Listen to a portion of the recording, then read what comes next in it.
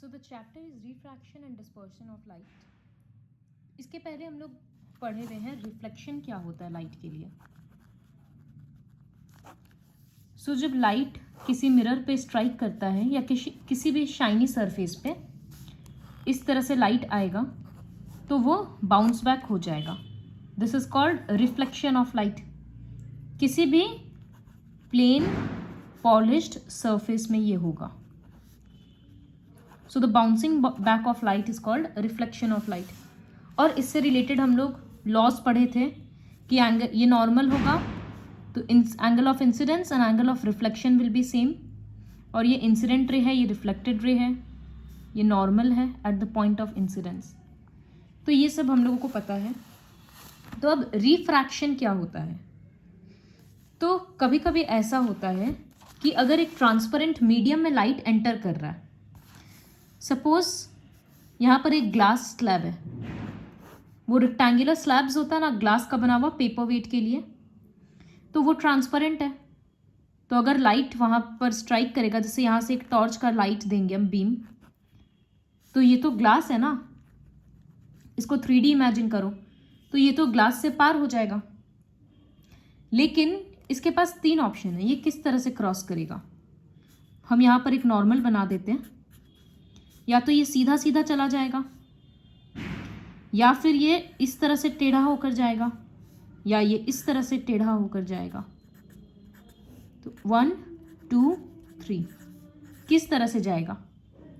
हम लोगों को लग रहा है कि ये एक मीडियम है, ट्रांसपेरेंट है, हवा है, हवा के बाद लाइट ग्लास में आ रहा है, तो ये भी तो ट्रांसपेरेंट है, सीधा ही चले जाना चाहिए. लेकिन मीडियम चेंज हो गया ना, यहाँ पर एयर था और यहाँ पर ग्लास है, तो इसका मतलब मीडियम चेंज हो गया. इस वजह से लाइट सीधा तो नहीं जाएगा, तो वो बेंड होगा आइदर 1 में और आइदर 3 में. तो किस तरह से बेंड होगा. सबसे पहला बात यहीं से रिफ्रैक्शन का डेफिनेशन आता है. So what is refraction. ये जो लाइट बेंड हो जाएगा, ये लाइट का पाथ था, ग्लास में आने के बाद या तो ये इस रास्ता से ट्रैवल करेगा या तो ये इस रास्ता से ट्रैवल करेगा. This bending of light is called refraction. Bouncing back को बोलते हैं रिफ्लेक्शन और bending of light is called refraction of light. Okay, इसके वजह से बहुत सारा फिनोमिनन होता है. यहाँ पर दिखाया हुआ है, जैसे ग्लास रखा हुआ है, एक ग्लास में एक कॉइन रखा हुआ है. जब पानी डाल देंगे तो ऐसा लगेगा कि कॉइन ऊपर आ गया.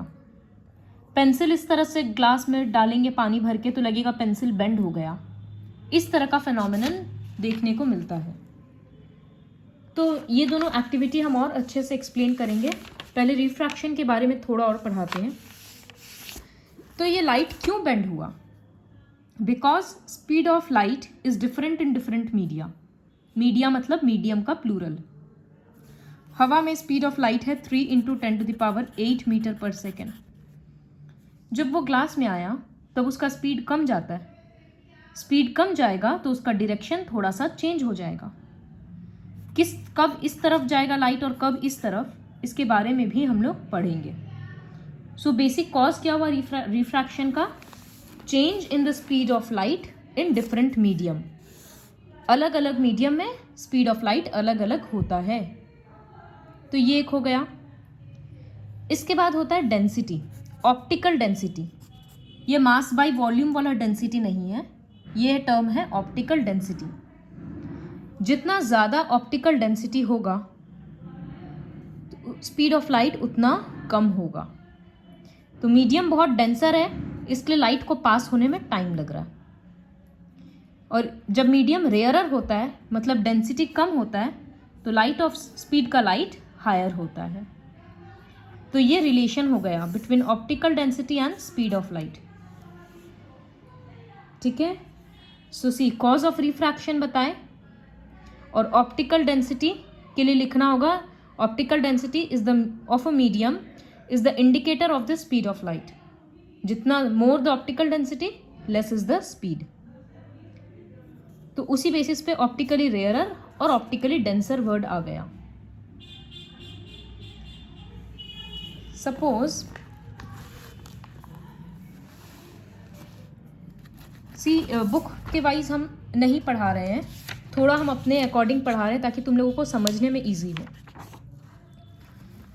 तो यहाँ तक समझ में आ गया। पहले हम लोग रिफ्रैक्शन पढ़े, फिर हम लोग रिफ्रैक्शन का कॉज देखे, और अब हम लोग ऑप्टिकल डेंसिटी देखे।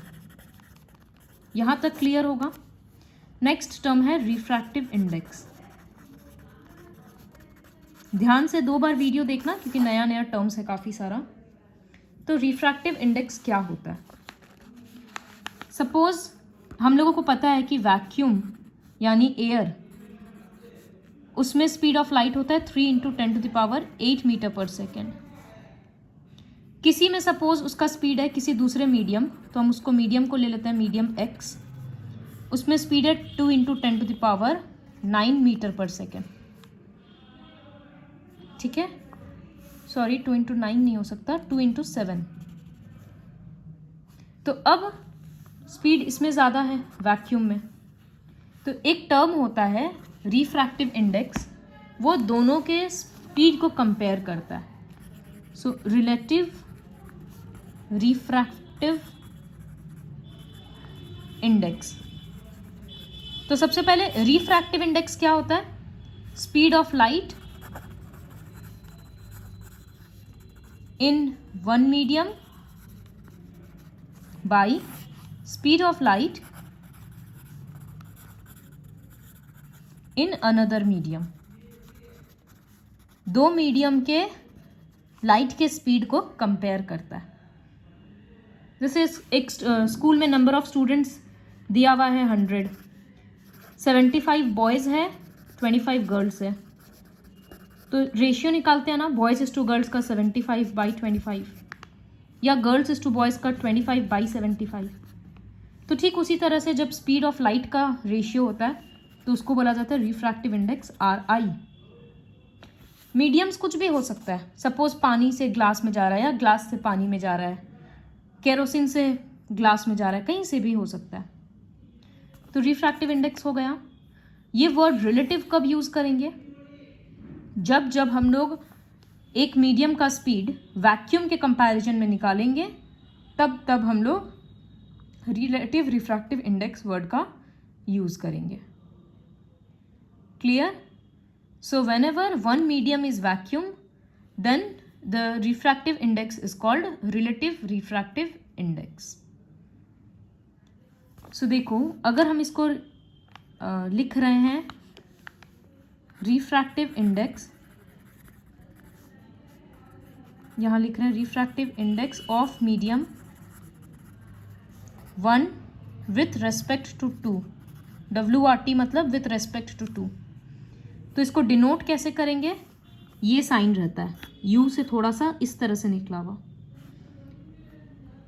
U2 1। इसका मतलब refractive index of 1 with respect to 2, जिसके रेस्पेक्ट में होता है वो नीचे जाता है। फिर इक्वल्स टू, फॉर्मूला क्या होगा? Speed of light in medium 2 by speed of light in medium 1। तो जिसका विथ रेस्पेक्ट टू रहता है, सिंबल में लिखने में वो नीचे जाता है, लेकिन फॉर्मूला में उसी का स्पीड ऊपर रहता है। तो ऐसे लर्न करना होगा। फिर इसी तरह से अगर हम लिख देंगे μ2 1, इसका मतलब refractive index of medium 2 with respect to 1। तो विथ रेस्पेक्ट टू 1 है मतलब speed of light in medium 1 ऊपर आएगा by speed of light in medium 2 नीचे जाएगा। तो ये 2 फॉर्मूला है। ये 2 डिफरेंस याद करने के लिए ऐसे लिखना पड़ेगा। ऐसे लिख लेना कि RI मतलब refractive index of medium 2 WRT 1 मतलब विथ रेस्पेक्ट टू 1, और इसके लिए refractive index of medium 1 with respect to 2, और स्पीड किसका ऊपर जाता है वो ध्यान में देना। तो ये रिफ्रैक्टिव इंडेक्स का फॉर्मूला हुआ। और रिलेटिव कब होगा? व्हेनेवर मीडियम 1 इज वैक्यूम, जब जब फर्स्ट मीडियम वैक्यूम रहेगा तब तब हम लोग टर्म यूज करेंगे रिलेटिव रिफ्रैक्टिव इंडेक्स। जैसे एक एग्जांपल देते हैं, यहाँ पर हम लिख रहे हैं म्यू डब्ल्यू जी, इसका मतलब क्या है? Refractive index of water with respect to glass. तो इसका फॉर्मूला क्या होगा? Speed of light in glass by speed of light in water. जिसके रेस्पेक्ट में रहता है उसका स्पीड ऊपर जाता है ना, तो इसीलिए ग्लास का स्पीड ऊपर, मतलब लाइट का स्पीड ग्लास में ऊपर और लाइट का स्पीड वाटर में नीचे। दोनों का नंबर तो पता ही होता है, तो वहां से रिफ्रैक्टिव इंडेक्स का आंसर आ जाएगा। तो यहां तक एक बार पढ़ाते हैं। इसमें हम लोग रिफ्रैक्शन देखें क्या होता है। बेंडिंग ऑफ लाइट को रिफ्रैक्शन बोलते हैं। मिरर शाइनी था, इस वजह से लाइट स्ट्राइक करके वापस चला गया। ये ओपेक है, लाइट अंदर तो घुस नहीं सकता है। लेकिन एक ग्लास स्लैब है तो ट्रांसपेरेंट ऑब्जेक्ट अलाउ तो करेगा ही ना। लेकिन फिर भी एयर के लाइट के लिए मीडियम तो चेंज हो रहा है ना, हवा से ग्लास में आ गया, फिर ग्लास से हवा में आएगा। तो यही है cause of refraction, because speed of light is different in different medium. फिर ऑप्टिकल डेंसिटी के बारे में पढ़े और रिफ्रैक्टिव इंडेक्स के बारे में। अब ये जो चीज़ हम बोले थे कि किस तरफ बेंड होगा, 1 के तरफ या 3 के तरफ, तो ये हम लोगों को नेक्स्ट वीडियो में समझ में आएगा जब हम लोग पढ़ेंगे rules of refraction. So watch the video very carefully and read from your book thoroughly.